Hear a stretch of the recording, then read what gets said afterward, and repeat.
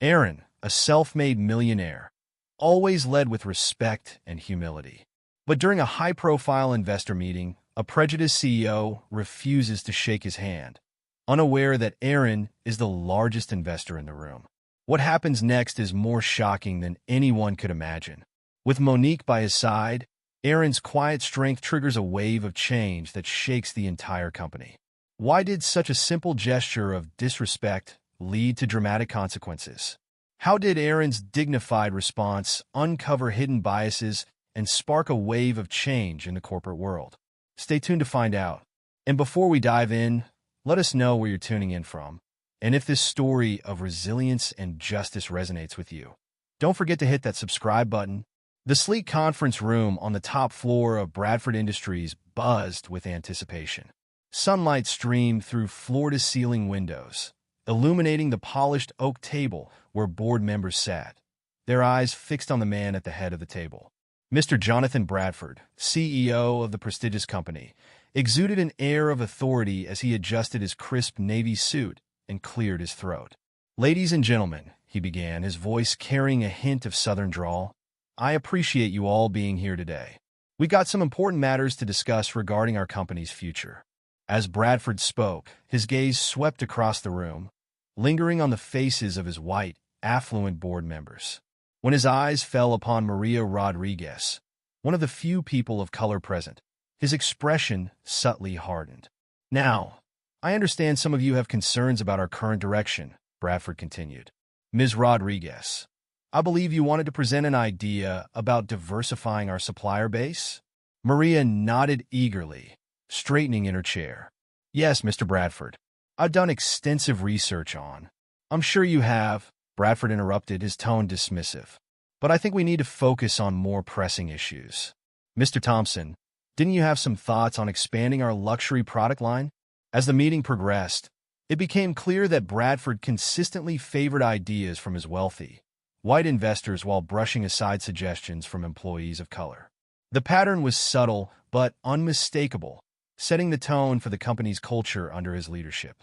Meanwhile, across town in a modest apartment, Aaron Johnson sat at his kitchen table, poring over financial reports. His wife, Monique, placed a steaming mug of coffee beside him and squeezed his shoulder. "Still working, honey?" she asked, her voice warm with concern. Aaron looked up, his eyes tired but determined. "Just finishing up? These numbers from Bradford Industries are fascinating." Monique pulled up a chair, her curiosity piqued. "Oh, what's caught your attention?" "Well," Aaron began, excitement creeping into his voice. "Their financials are solid, but there's so much untapped potential. If they just open their eyes to new markets and diverse perspectives, they could really soar." As Aaron spoke, memories of his childhood flashed through his mind. Growing up in a low-income neighborhood, he'd faced countless obstacles. Teachers who underestimated him, potential employers who passed him over, and a system that seemed stacked against him at every turn. But Aaron had persevered. With unwavering determination and the support of his community, he'd worked his way through college, earning a degree in finance. Each step of the way, he'd encountered racism, sometimes blatant, often subtle, but he refused to let it define him. Monique listened intently, her own experiences mirroring his in many ways. They'd met in college, bonding over shared struggles and dreams. Together, they'd built a life and a business empire, supporting each other through every challenge. "You know," Monique said thoughtfully, "investing in Bradford Industries could be a real opportunity, not just financially, but to make a difference." Aaron nodded, a spark in his eyes. "Exactly. With our stake, we could push for real change from the inside." "But Aaron," Monique cautioned, her brow furrowing, "you know how these old money companies can be. Are you prepared for the pushback we might face?" Aaron reached across the table, taking her hand in his. "I know it won't be easy, but think of the doors we could open, not just for ourselves, but for others who look like us." Monique squeezed his hand, a slow smile spreading across her face. "You're right, and we've never backed down from a challenge before." As the sun set outside their window, Aaron and Monique continued to discuss their plans. They'd worked hard to build their wealth, always staying under the radar. This investment would thrust them into the spotlight, but they both felt it was time to step up and make their voices heard. "So," Aaron said, leaning back in his chair, "how do you think we should approach this? We could go in guns blazing, demanding change from day one." Monique shook her head, her expression thoughtful. "No, I think we need to be strategic. Let's observe first, get a feel for the company culture. Then we can decide how best to use our influence." Aaron nodded, admiring his wife's wisdom. "You're right, as usual. We'll start small, maybe attend a few meetings incognito, get a real sense of what we're dealing with." As they continued to plan, Aaron couldn't help but reflect on the long journey that had brought them to this point. He remembered the countless nights spent studying, the odd jobs he'd worked to make ends meet, and the constant struggle to be taken seriously in a world that often judged him by the color of his skin. But through it all, Monique had been his rock. She believed in him when others doubted, pushed him when he felt like giving up, and celebrated every small victory along the way. Together, they'd built something remarkable, a testament to their resilience and determination. "You know," Aaron said softly, "I couldn't have done any of this without you." Monique smiled, her eyes shining with emotion. "We did this together, Aaron, and we'll face whatever comes next the same way."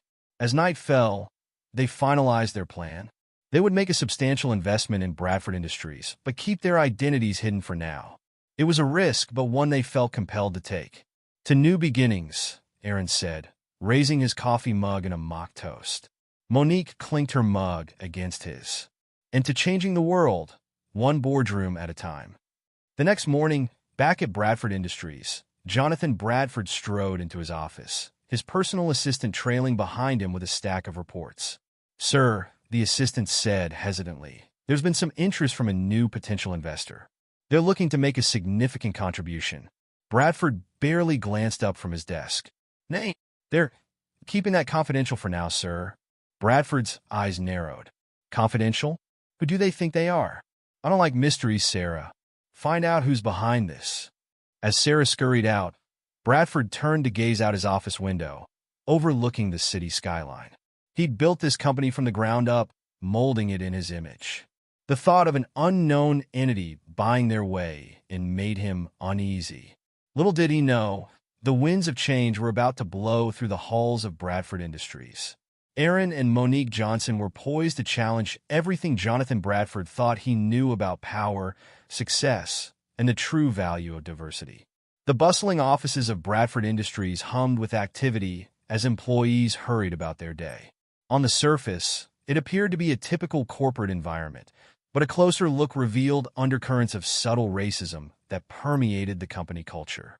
In a crowded conference room, Maria Rodriguez, a talented marketing manager, leaned forward eagerly as she presented her latest campaign ideas. Her voice was confident, her slides well-prepared, but as she spoke, she couldn't help but notice the glazed expressions of her predominantly white colleagues. "So, in conclusion," Maria said, wrapping up her presentation, "this strategy could help us tap into a whole new demographic and increase our market share by at least 15%. There was a moment of awkward silence before Brad Thompson, a senior executive, cleared his throat. "Thanks, Maria. That was interesting. Now, John, didn't you have some thoughts on our traditional markets?" Maria's face fell as she watched her colleagues perk up, giving their full attention to John's rehashed ideas about targeting their usual customer base. As the meeting continued, her suggestions were quietly sidelined, a pattern she had grown frustratingly familiar with over her years at the company. Later that day, in the HR department, Marcus Turner, a promising young employee, sat across from Linda, the HR manager. His hopes were high as he inquired about the recent management position he had applied for. Linda shuffled some papers, avoiding eye contact. "I'm sorry, Mr. Kus. We went with someone else for the position. We felt they were a better fit for the company culture." Marcus's heart sank. He knew his qualifications were impeccable, his performance reviews stellar. The unspoken message was clear. He didn't fit the mold of what Bradford Industries considered management material. "I understand," he said quietly, masking his disappointment. "Is there any feedback you can give me for future opportunities?" Linda offered a tight smile. "Just keep doing what you're doing. Your time will come." As Marcus left the office, he couldn't help but notice the photo of the management team on the wall, a sea of white faces staring back at him. Meanwhile, in the executive suites, Jonathan Bradford paced his office, his face etched with annoyance. Sarah, his assistant, stood nervously, clutching a folder. Diversity initiatives? Bradford scoffed, glaring at the proposal in Sarah's hands. What's next? Mandatory yoga sessions and free kale smoothies? Sarah shifted uncomfortably. Sir, many companies are finding that diverse teams lead to increased innovation and profitability. Bradford waved his hand dismissively. That's all well and good for tech startups and hipster coffee shops. But this is Bradford Industries. We've done things our way for decades, and we've done just fine. He turned to gaze out the window, his tone becoming serious. Listen, Sarah, I built this company with blood, sweat, and tears. I know what works. All these trendy inclusivity programs, they're just distractions. We need to focus on what's important, making money and keeping our shareholders happy. Sarah nodded silently, knowing better than to argue. As she turned to leave, Bradford called out, "Oh, and Sarah? Find out who's behind that anonymous investment offer. I don't like surprises." Down in the company cafeteria, a group of white executives huddled around a table, their voices low but animated. Among them was Brad Thompson, fresh from the marketing meeting. "Did you see Maria's presentation?" Brad chuckled, shaking his head. "I mean, I'm sure the urban market is great and all, but that's not who we are." Another executive, Tom, nodded in agreement. "Exactly. Bradford's built this company on solid, traditional values. We can't start changing things just to appease every minority group out there." A younger executive, Mike, looked uncomfortable. "I don't know, guys. Maybe we should at least consider some of these new ideas. The world is changing after all." The group fell silent, staring at Mike with a mixture of surprise and disapproval. Brad leaned in, his voice taking on a patronizing tone. "Listen, Mike, you're new here, so let me give you some advice. Bradford knows what he's doing. Our investors trust his judgment. If you want to get ahead in this company, you do well to fall in line." Mike nodded slowly, the unspoken threat clear in Brad's words. As the day wore on, these subtle instances of racism and resistance to change played out across the company. In the design department, Aisha's innovative product concepts were repeatedly passed over in favor of more traditional designs. In IT, Raj found himself consistently assigned to maintenance tasks while his white colleagues were given exciting new projects. Each incident on its own might have seemed small or coincidental, but together, they painted a clear picture of a company culture deeply rooted in outdated prejudices and resistant to change. Late in the afternoon, Bradford called a meeting with his top executives and major investors. As they filed into the plush boardroom, the air was thick with a sense of shared privilege and unspoken understanding. Bradford stood at the head of the table, his presence commanding attention. "Gentlemen," he began, his voice firm, "I've called you here because there are some concerning trends we need to address." He clicked a button, and a graph appeared on the large screen behind him.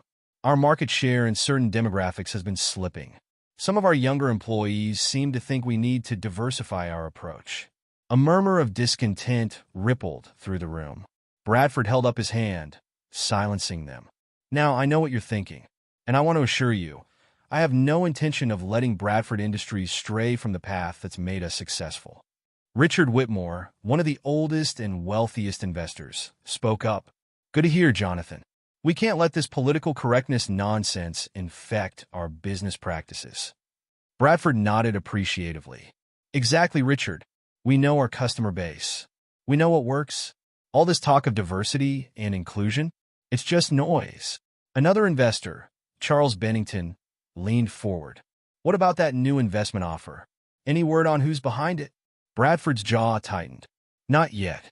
But rest assured, whoever it is, they'll need to understand how we do things here if they want a seat at this table." As the meeting continued, the group discussed strategies for maintaining their traditional approach while paying lip service to modern expectations. Ideas were floated about token diversity hires and superficial inclusion programs. Anything to keep up appearances without actually changing the status quo. Throughout the discussion, A few of the younger board members exchanged uncomfortable glances. They could see the writing on the wall. The world was changing, and Bradford Industries was at risk of being left behind.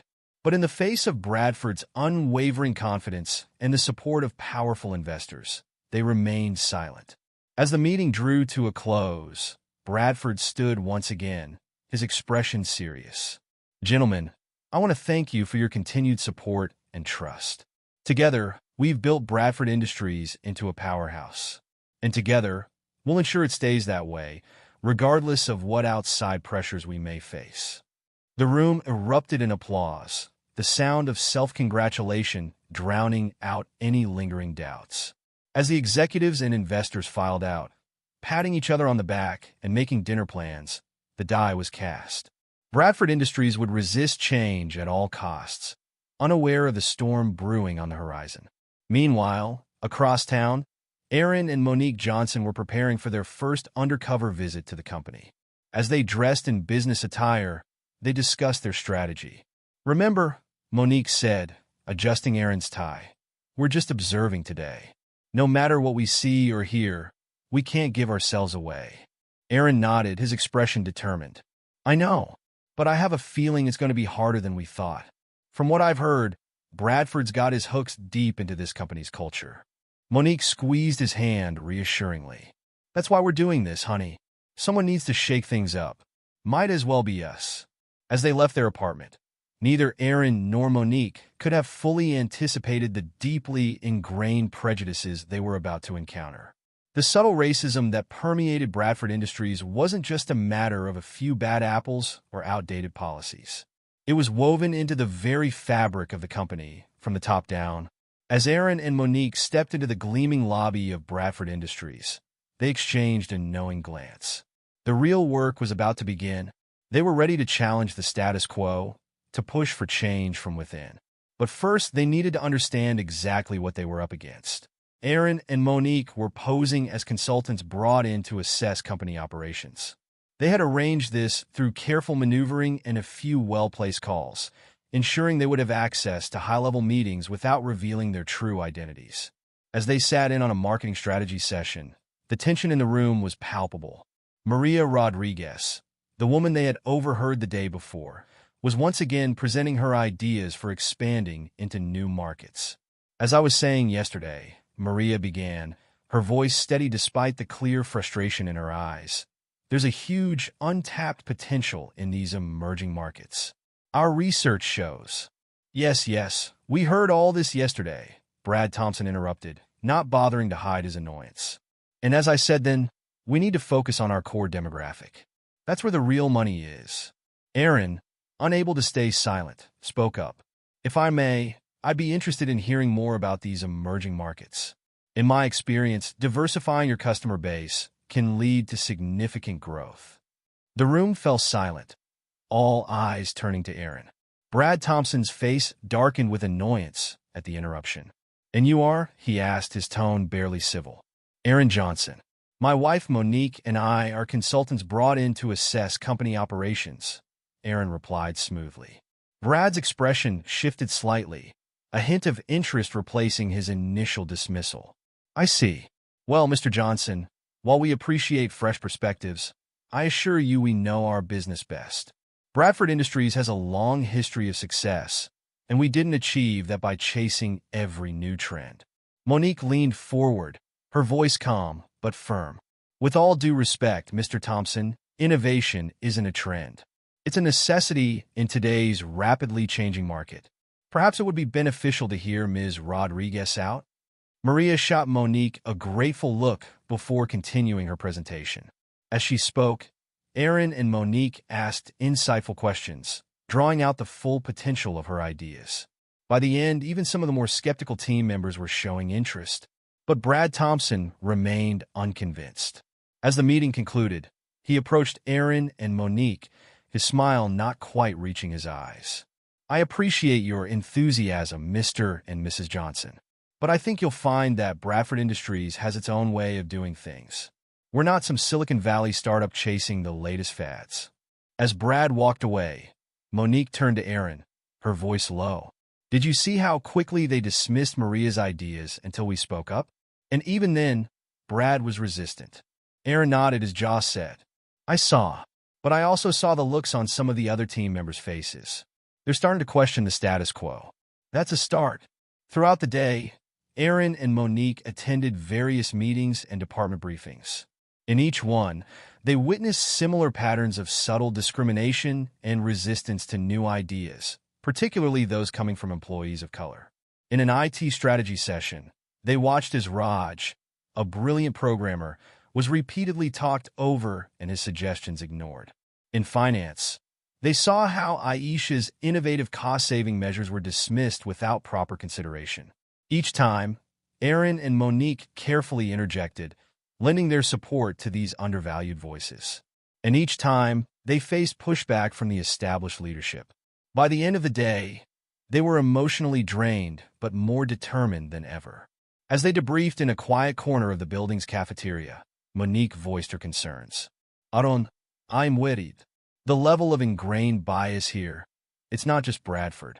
It's spread throughout the entire company culture.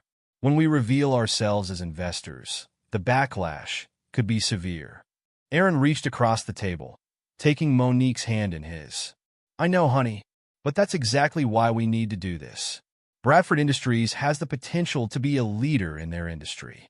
With our influence, we can push for real, meaningful change.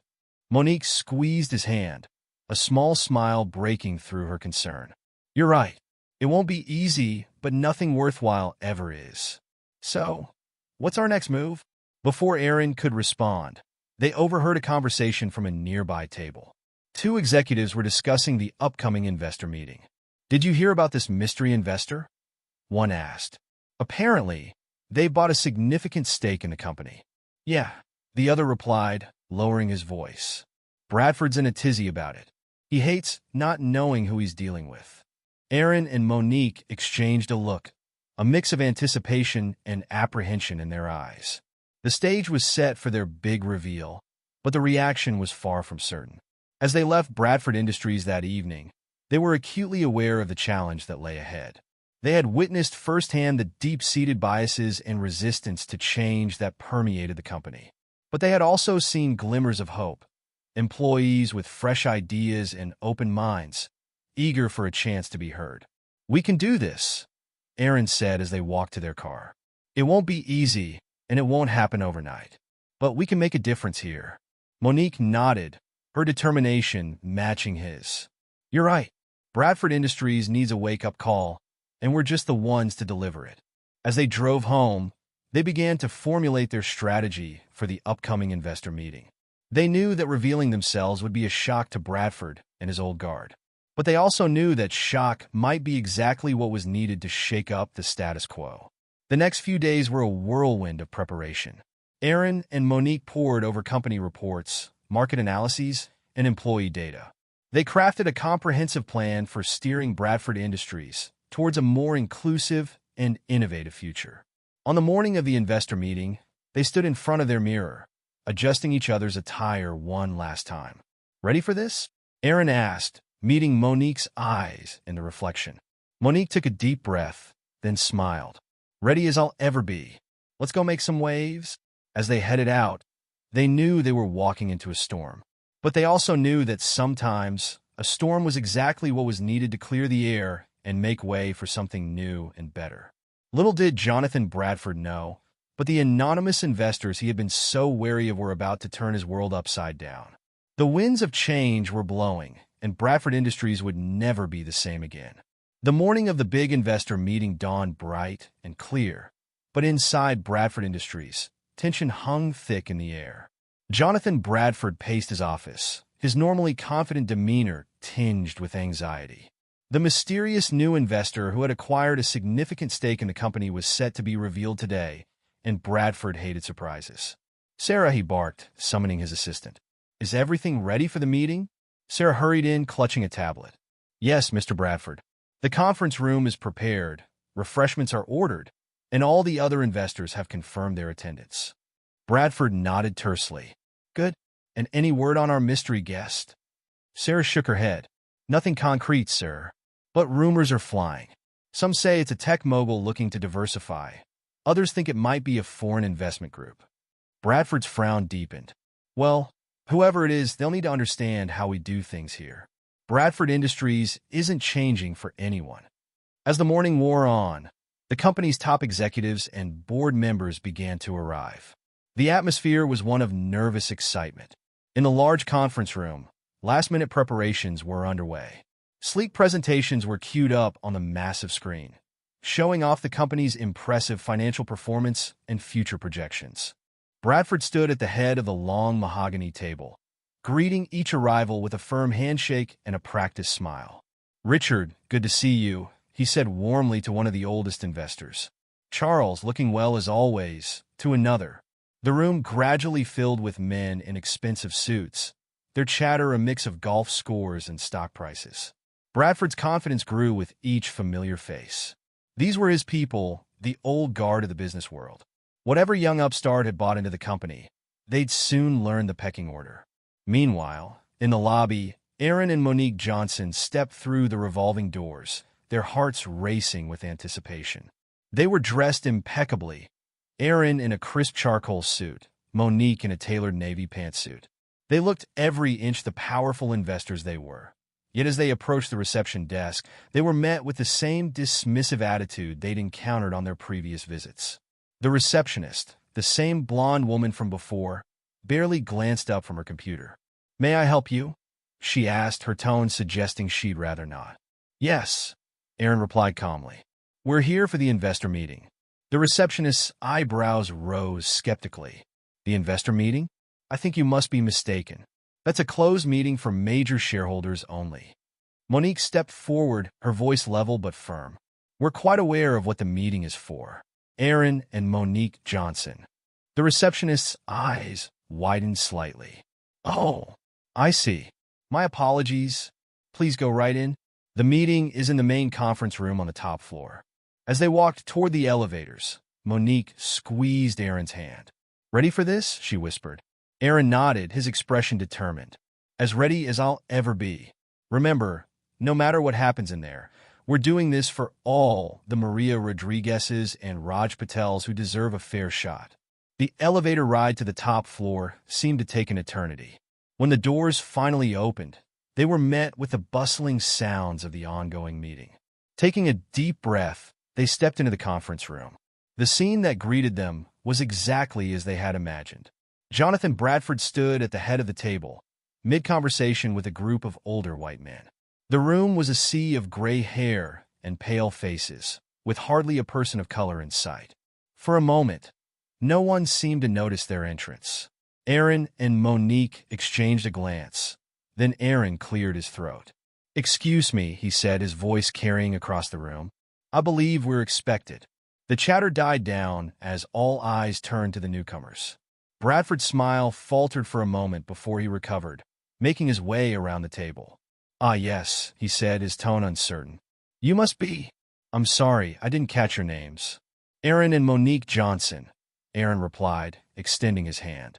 Bradford's eyes narrowed slightly, darting between Aaron and Monique. His gaze lingered on their faces, then their attire, as if trying to place them. "Johnson? Johnson? I'm not familiar with your firm. Which company did you say you were with?" Aaron's smile didn't waver. "We're not with a firm, Mr. Bradford. We're individual investors."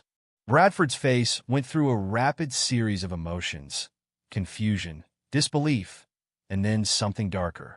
He looked at Aaron's still extended hand, then back at his face.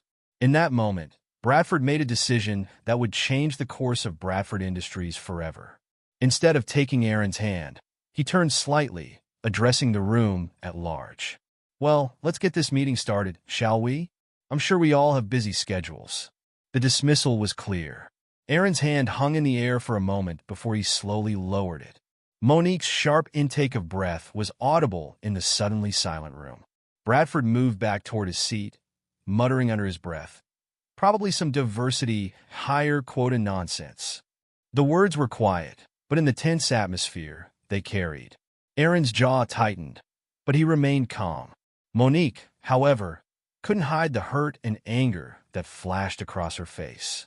As Bradford reached his chair, One of the board members, an older gentleman named Walter Hayes, leaned in close. "Jonathan," he whispered urgently, "do you realize who they are? The Johnsons are the ones who bought the controlling stake. They're our biggest investors now." The color drained from Bradford's face as the magnitude of his mistake hit him. As the tension in the conference room reached its peak, Aaron Johnson's mind drifted back to his childhood. Growing up in a working-class neighborhood in Detroit, he had learned early on that the world wasn't always fair, especially for a young black man with big dreams. He remembered his father, a factory worker, coming home exhausted but never defeated. "Son," he'd say, "the world might not always give you a fair shake, but that's no excuse not to give it your all." Those words had become Aaron's mantra, pushing him through countless challenges. Now, standing in the Bradford Industries conference room, facing the very embodiment of the prejudice they'd fought against their entire lives, Aaron felt a sense of calm determination. He looked at Monique, saw the strength and resolve in her eyes, and knew that they were exactly where they needed to be. As Aaron's mind returned to the present, he found Jonathan Bradford staring at him, a mix of fear and desperation in the older man's eyes. The room was still thick with tension, the other board members and investors shifting uncomfortably in their seats. Bradford cleared his throat, his usual confidence notably absent. "Mr. and Mrs. Johnson," he began, his voice strained, I owe you an apology. My behavior earlier was inexcusable. I hope you can forgive a foolish old man's mistake." He extended his hand towards Aaron, a forced smile on his face. But Aaron made no move to accept it. Instead, he regarded Bradford coolly, allowing the weight of the moment to sink in. "Mr. Bradford," Aaron said finally, his voice calm but firm, "an apology is a start, but it's not enough. What happened here today isn't just about you and me. It's about a systemic problem that runs through the very veins of this company." Bradford's hand slowly lowered, his smile fading. "Now, see here," he started, some of his old bluster returning. "Bradford Industries has been successful for decades. Our methods—" "Your methods," Monique interjected, "are outdated and harmful, not just to your employees, but to your bottom line. You're leaving talent and opportunities on the table because of narrow-minded thinking." Aaron nodded, picking up where Monique left off. "This company has potential, Mr. Bradford. That's why we invested in it. But that potential is being squandered by a culture of exclusion and bias." He turned to address the entire room. "Gentlemen, let me be clear. Diversity isn't just a buzzword or a quota to be filled. It's a strength. It brings new perspectives, new ideas, and opens up new markets. Companies that embrace diversity and inclusion aren't just doing the right thing morally. They're setting themselves up for success in a global economy." The room was silent, all eyes fixed on Aaron. Even those who had initially seemed skeptical were listening intently. "I've spent my entire life navigating spaces that weren't designed for people who look like me," Aaron continued. "I've faced dismissal, disrespect, and outright hostility. But I've also seen what's possible when people from different backgrounds come together, when everyone's voice is heard and valued." Monique stepped forward, standing shoulder to shoulder with her husband. "Aaron and I didn't invest in this company to make a quick profit or to push anyone out. We invested because we see the potential for Bradford Industries to be a leader, not just in technology, but in creating a truly inclusive and innovative corporate culture." Bradford, who had been listening with a mix of shock and growing panic, suddenly burst out. "But what does this mean for the company? For me? Are you planning to oust the current leadership?" Aaron turned back to Bradford, his expression stern but not unkind. "Mr. Bradford, that depends entirely on you and the rest of the board. We're not here to take over or to force anyone out. We're here to institute necessary changes. The question is, are you willing to be part of that change?" Bradford's face paled. "Changes? What kind of changes?" "For starters," Monique said, "a comprehensive review of your hiring and promotion practices. We want to see a clear path for talented employees of all backgrounds to advance within the company." Aaron nodded. "We'll also be looking at your product development pipeline. Are you considering diverse perspectives in your design and marketing processes? Are you exploring markets that you might be overlooking due to unconscious biases?" Bradford sputtered. But that could take years. It could completely upend how we do business. Exactly, Aaron said firmly. Mr. Bradford, the world is changing. Companies that don't adapt will be left behind. We're offering Bradford Industries a chance to be at the forefront of that change. Bradford slumped in his chair, the fight seeming to go out of him. And if I refuse? If the board refuses? Aaron's expression was unyielding. As majority shareholders, we have the power to make these changes with or without your cooperation. But I hope it doesn't come to that. Change is always easier when everyone is on board. A tense silence fell over the room. The other board members exchanged nervous glances, the implications of Aaron's words sinking in. Bradford looked like a man watching his world crumble around him. Finally, Walter Hayes, the board member who had earlier pointed out Bradford's mistake, spoke up. I think, he said slowly, that we would be foolish not to at least consider what Mr. and Mrs. Johnson are proposing. The business landscape is indeed changing, and Bradford Industries needs to change with it if we want to remain competitive. A murmur of agreement rippled through the room. Bradford looked around desperately, but it was clear he was losing support by the minute. Now, wait just a minute, Bradford said, a note of panic in his voice. Surely we can come to some sort of compromise.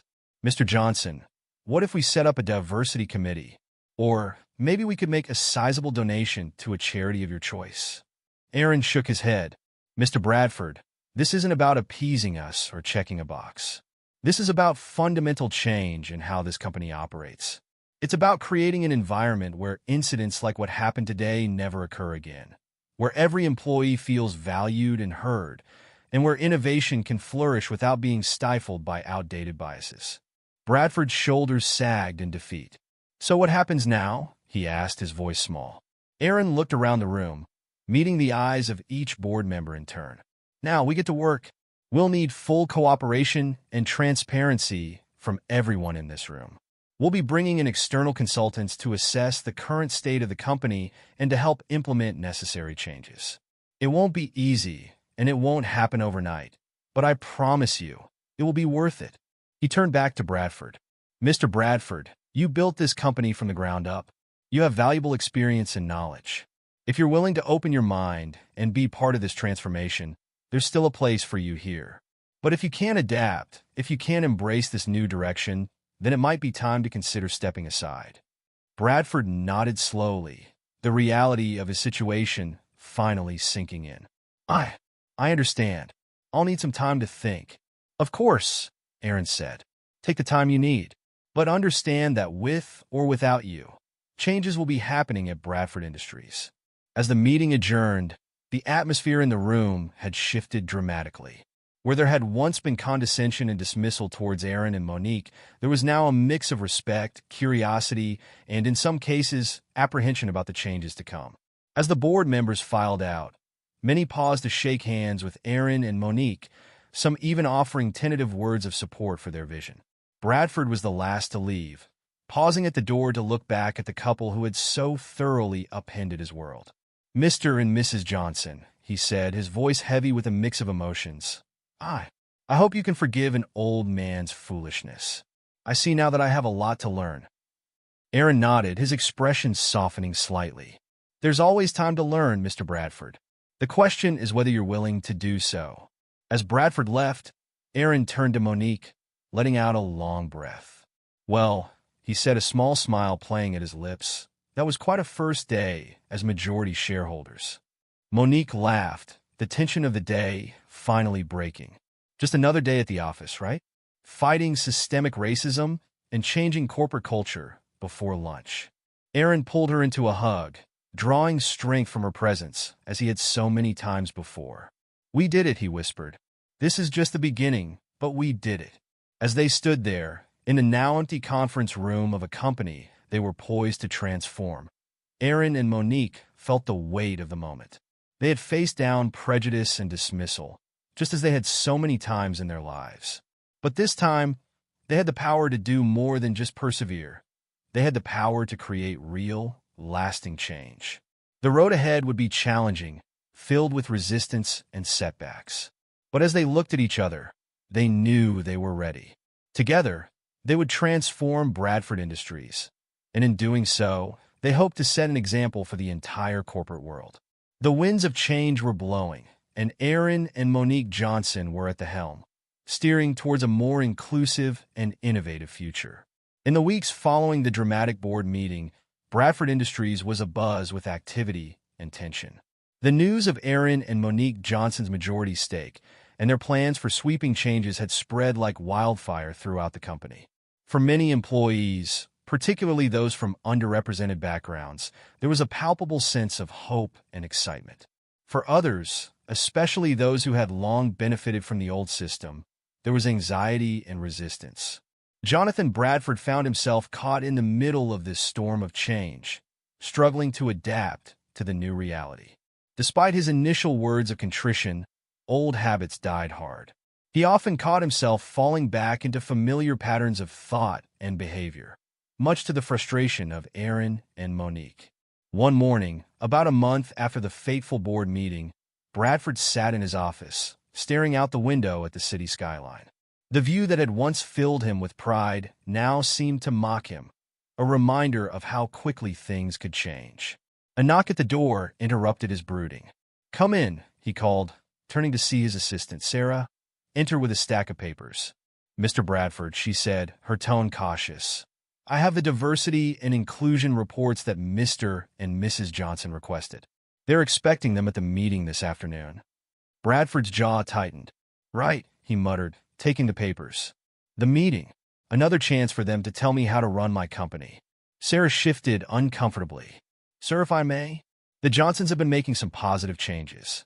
Morale is up in several departments, and we've seen an uptick in innovative ideas coming from teams that were previously overlooked."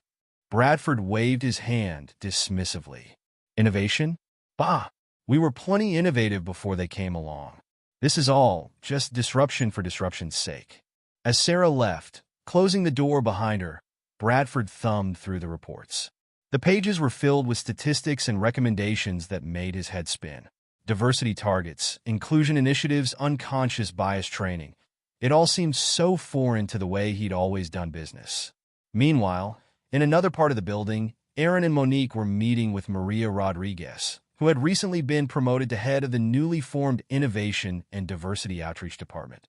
"The response has been overwhelming," Maria was saying, her eyes shining with enthusiasm. "We've received so many ideas from employees who previously felt their voices weren't heard. And our new mentorship program is already showing promising results." Aaron nodded, a smile playing at his lips. "That's excellent news, Maria. You've done an outstanding job getting these initiatives off the ground." Monique leaned forward, her expression thoughtful. "Have you encountered any resistance? We know change can be difficult, especially in a company with such an entrenched culture." Maria's smile faltered slightly. "There has been some pushback, particularly from some of the older executives. And Mr. Bradford, well, he's been less than enthusiastic about some of our proposals."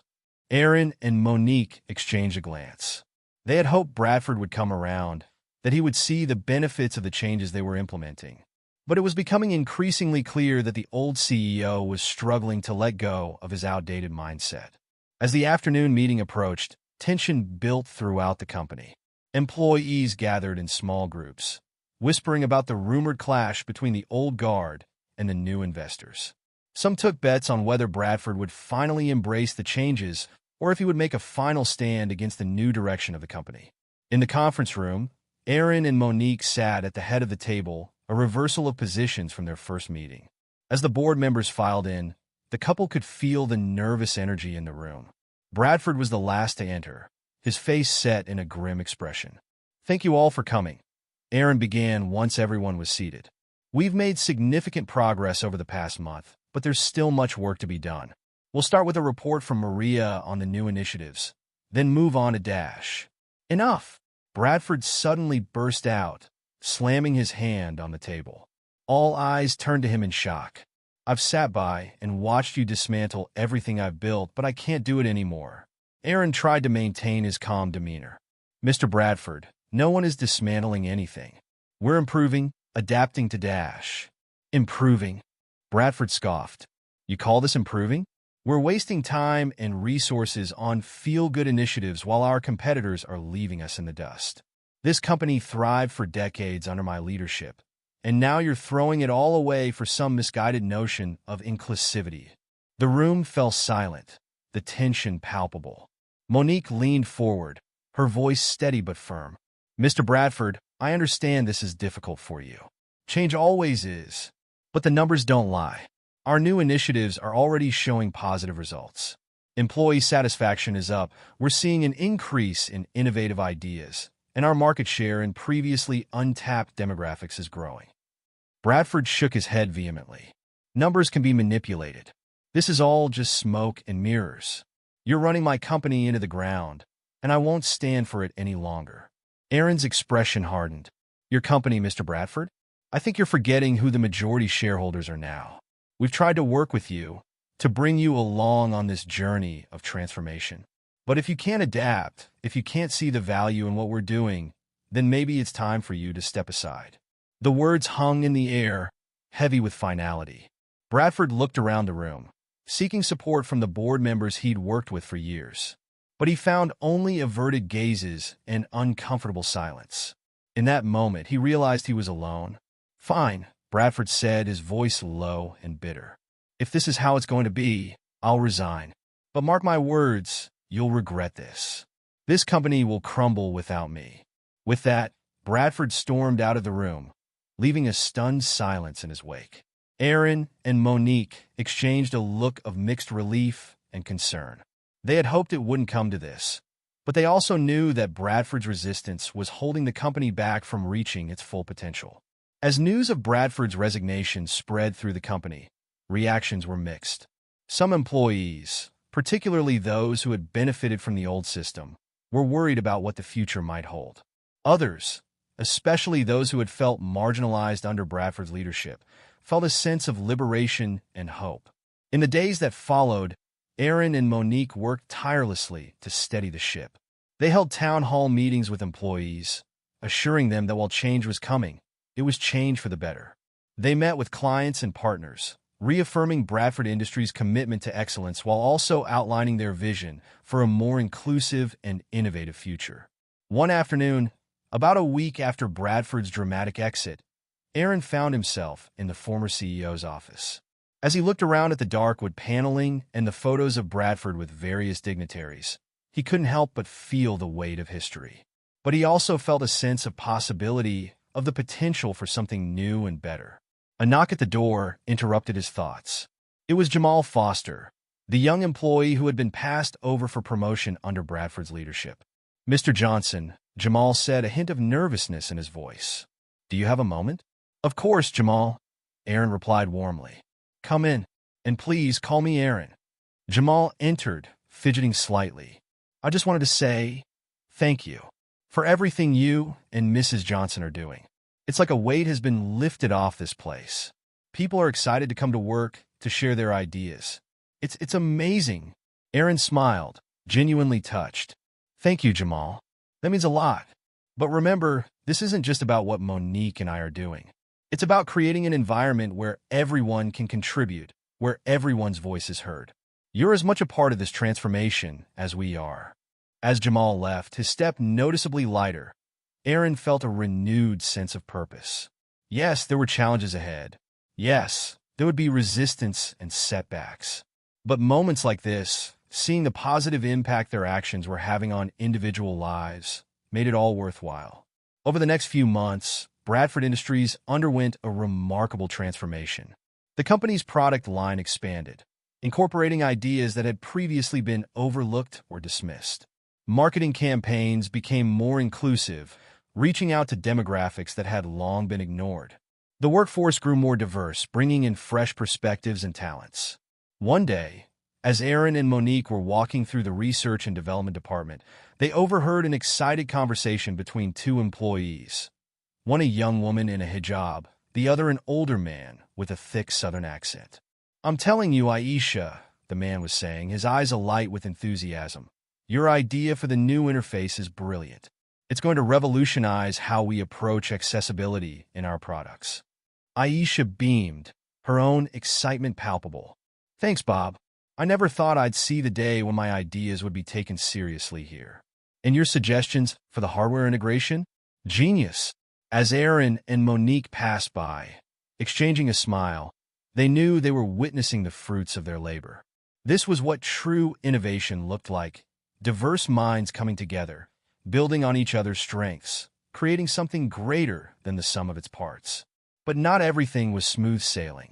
Despite the company's growing success, there were still pockets of resistance. Some longtime employees, set in their ways, struggled to adapt to the new culture. There were occasional clashes, misunderstandings born from years of ingrained biases. Aaron and Monique knew that true change took time. They implemented ongoing training programs, encouraged open dialogues, and worked to create a culture where mistakes were seen as opportunities for growth rather than cause for punishment. One particularly challenging moment came when a group of employees, led by Brad Thompson, the executive who had been so dismissive of Maria's ideas, threatened to leave the company en masse. "This isn't the Bradford Industries I signed up for," Brad complained during a tense meeting with Aaron and Monique. "All this focus on diversity and inclusion is distracting us from what really matters, the bottom line." Monique fixed Brad with a steady gaze. "Mr. Thompson, have you looked at our bottom line lately? Our profits are up 20% from last year. Our market share has expanded in 3 new demographics. We've won contracts that were previously out of our reach because of our new, innovative product line. Tell me, how exactly is this distracting us from what matters?" Brad sputtered, clearly caught off guard. But the way we're doing things now, it's so different. All these new faces, new ideas. It's not how we've always done things." Aaron leaned forward, his tone firm but not unkind. "You're right, Brad. It's not how you've always done things. And that's precisely the point. The world is changing, and we're changing with it. We're not just keeping up, we're leading the way. Now, you can be part of that future, or you can step aside. The choice is yours." In the end, Brad and most of his group chose to stay. Some left, unable or unwilling to adapt. But for every employee who left, there were dozens of talented individuals eager to join a company that was quickly gaining a reputation as a leader in both technology and corporate culture. As the months turned into a year, Bradford Industries' success became impossible to ignore. Industry publications that had once dismissed the company's new direction as a misguided social experiment were now hailing it as a model for the future of corporate America. The company's stock price soared, and its products were in higher demand than ever. One sunny afternoon, Aaron and Monique stood in the atrium of the Bradford Industries headquarters, watching employees mill about during their lunch break. The space, once a staid and formal area, had been transformed into a vibrant community hub. There were collaborative workspaces, a diverse array of food options, and even a small art gallery featuring works by local artists from underrepresented communities. "You know," Monique said, leaning into Aaron's shoulder, "sometimes I still can't believe we did it. That we're here." Aaron nodded, his arm around his wife's waist. "I know what you mean. It's been a long road." As they stood there, they overheard snippets of conversations around them. Engineers discussing groundbreaking new designs. Marketing teams brainstorming campaigns that would resonate with a diverse global audience. HR representatives excitedly planning the next round of community outreach programs. This was the Bradford Industries they had envisioned: dynamic, inclusive, innovative. A place where people from all walks of life could come together, share their unique perspectives, and create something truly extraordinary. But even as they basked in the success of their vision, Aaron and Monique knew their work was far from over. There were always new challenges to face, new horizons to explore. They had transformed one company, but there was an entire corporate world out there still clinging to outdated modes of thinking. As if reading his thoughts, Monique squeezed Aaron's hand. "So, what's next for us?" Aaron grinned, a familiar spark of excitement in his eyes. "Well, I've been thinking, Bradford Industries isn't the only company out there that could use a shake-up. What if we started looking at other investment opportunities, other chances to drive change on a larger scale?" Monique's eyes lit up. A whole portfolio of companies, all working towards a more inclusive and innovative future. "I like the sound of that." As they began to discuss their plans, a commotion near the entrance caught their attention. A familiar figure had just walked through the doors, Jonathan Bradford himself. The former stood in the atrium, looking around in clear disbelief. The company he had built, that he had been so sure would crumble without him, was thriving beyond his wildest dreams. Employees moved past him, some nodding politely, others ignoring him entirely. He was a relic of the past in this new, vibrant environment. Aaron and Monique exchanged a glance, then made their way over to Bradford. As they approached, they could see the conflicting emotions playing across his face: anger, regret, and perhaps a hint of grudging admiration. "Mr. Bradford," Aaron said, extending his hand. "This is a surprise." Bradford hesitated for a moment before shaking Aaron's hand. "Mr. Johnson, Mrs. Johnson, I had to see it for myself. I've been hearing things, reading about the company's success. I didn't want to believe it." Monique's voice was gentle but firm. "Believe it, Mr. Bradford. This is what happens when you tap into the full potential of your workforce. When you create an environment where everyone can thrive." Bradford nodded slowly, his eyes taking in the bustling atrium. "I see that now. I was wrong about a lot of things." The admission clearly cost him, but there was a sense of release in his voice, as if a great weight had been lifted from his shoulders. Aaron placed a hand on Bradford's shoulder. "It takes a big person to admit when they're wrong, Mr. Bradford. Thank you for that. Would you like a tour? See all the changes we've made?" Bradford hesitated, then nodded. "I'd like that, yes." As they led Bradford through the transformed company, explaining the new initiatives and introducing him to key team members, Aaron and Monique could see the old man's perspective shifting. He asked thoughtful questions, nodded approvingly at innovative solutions, and even cracked a smile when Jamal Foster enthusiastically explained a new project he was leading. By the end of the tour, Bradford's entire demeanor had changed. The bitterness and resentment seemed to have melted away, replaced by a mix of wistfulness and cautious optimism. "You've done good here," he said finally, as they stood once again in the atrium.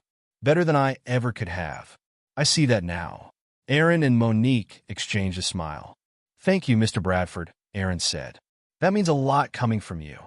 As Bradford turned to leave, he paused, looking back at the couple who had so thoroughly upended his world, and in doing so, had elevated his life's work to heights he never could have imagined. "You know," he said, a hint of his old spark returning to his eyes, "I've been thinking. All this talk of diversity and inclusion, well, it got me wondering. There are a lot of small businesses out there, run by folks who look like me, who are struggling to adapt to this new world. Maybe I could help them, share what I've learned, help them avoid the mistakes I made." Monique's face lit up. "Mr. Bradford, that's a wonderful idea. Your experience could be invaluable to those businesses." Bradford nodded, a small smile playing at his lips. "Well, I suppose you can teach an old dog new tricks after all. Thank you, both of you, for everything." As they watched Bradford leave, Aaron and Monique felt a sense of completion. They had not only transformed a company, but had also, in some small way, transformed a man. It was a powerful reminder of the ripple effects of their work, how change in one place could spread outward in unexpected ways. That evening, as they sat in their home office, planning their next moves, Aaron paused, looking at Monique with a mix of love and admiration. "You know," he said, his voice soft with emotion, "we've come a long way from that little apartment where we first dreamed all this up." Monique smiled, reaching out to take his hand. "We have, but in many ways, we're still those same dreamers, aren't we? Still fighting for what we believe in, still pushing for change." Aaron nodded, squeezing her hand. "You're right. And now we have the means to make an even bigger impact. But I have to ask, are you ready for what comes next? It won't be easy, taking on more companies, facing more resistance." Monique's eyes sparkled with determination. "When has easy ever been our goal? We're changing the world, one boardroom at a time. I'm more than ready." As they continued their planning late into the night, news of Bradford Industries' success was spreading far beyond the company itself. Industry analysts were taking note, and other corporations were starting to pay attention to the dramatic turnaround. One morning, a few weeks later, Aaron and Monique found themselves in the green room of a major news network, preparing for a live interview. The producer, a young woman with a clipboard, poked her head in. "Mr. and Mrs. Johnson, we're ready for you in 5 minutes." As they followed her to the studio, Aaron felt a flutter of nerves. This wasn't just about Bradford Industries anymore. This interview could be the start of something much bigger. The lights were bright as they took their seats across from the interviewer, a well-known business journalist named David Chun. "Welcome, Mr. and Mrs. Johnson," David began as the cameras rolled. "Your work at Bradford Industries has been making waves in the business world. Can you tell us a bit about your approach?" Aaron leaned forward slightly. "Thank you, David. Our approach is simple, really. We believe that diversity and inclusion aren't just moral imperatives. They're good business. When you create an environment where everyone feels valued and heard, where different perspectives are not just tolerated but actively sought out, innovation flourishes." Monique nodded, picking up the thread. "Exactly. Too many companies see diversity initiatives as a checkbox to tick, or worse, as a burden. We see it as an opportunity to tap into new markets, to bring fresh ideas to the table, to create products and services that truly meet the needs of a diverse global population." David looked intrigued. "But surely it's not that simple. You must have faced resistance, especially in a company with such an entrenched culture as Bradford Industries."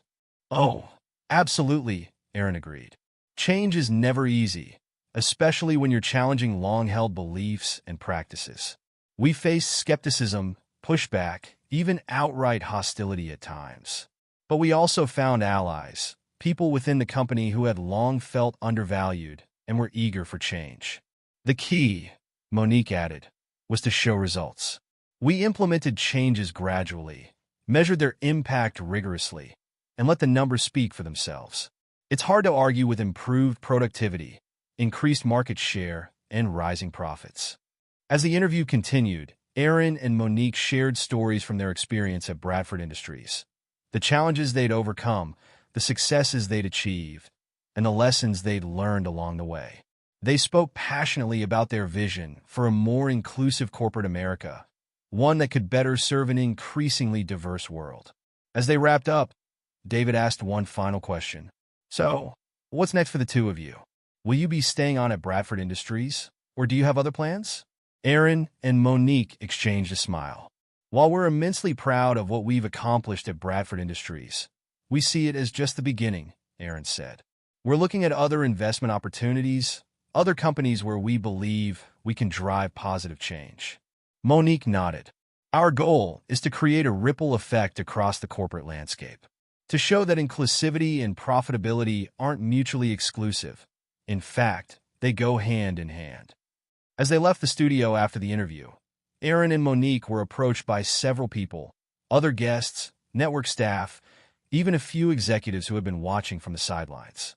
All of them wanted to know more, to discuss potential collaborations, to seek advice on implementing similar changes in their own organizations.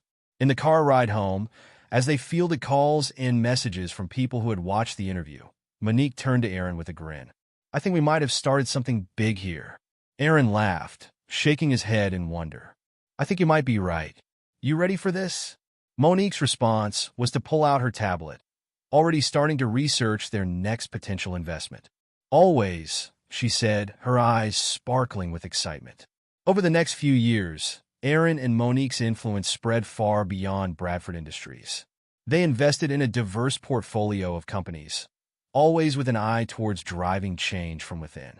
Some were established corporations resistant to change, much like Bradford had been.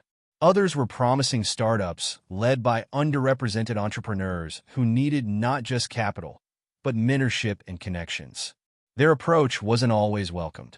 They faced lawsuits, smear campaigns, and personal attacks. Some accused them of pushing a woke agenda at the expense of shareholder value. Others claimed they were just in it for the money, using social justice as a marketing ploy. But Aaron and Monique stood firm, letting their results speak for themselves. Company after company under their influence showed improved performance, increased innovation, and better employee satisfaction.